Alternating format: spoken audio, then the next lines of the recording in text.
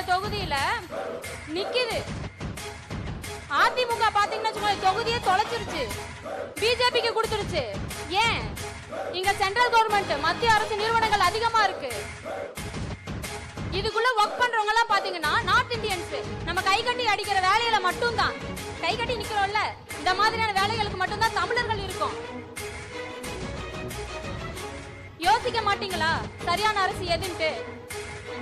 பரப்புரைக்கு இங்கதான் போறேன், நம்ம ஆவடி மார்க்கெட்டுக்கு தான் போறேன்.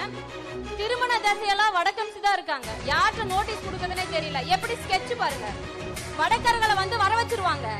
பிஜேபி கூட்டணி வடக்கர்களை வர வச்சுட்டு வாக்குரிமையை கொடுத்துருவாங்க. அப்ப இது யாருக்கான மண்ணா இருக்கும்? எப்படி ஈழத்தில் நம்ம அடிச்சு துரத்தப்பட்டோமோ அதே மாதிரி தான் ஆவடியில இருந்தோம். Get ready people. BJP vote பண்ணா இதுதான். 1-3 அமைச்சர் இந்த ஆவடி தொகுதியில. அமைச்சர் அப்படின்னா தமிழ்நாட்டுக்கே அமைச்சரு. சொந்த தொகுதியை பாத்துக்க பக்து இல்லாத அமைச்சரு. எப்படி தொகுதி தாண்டி வருவாங்கன்னு தெரியல, எப்படி தன்னோட வீட்டை தாண்டி வருவாங்கன்னு தெரியல. ஓட் கேட்க எந்த எம்எல்ஏப்பா வராங்க?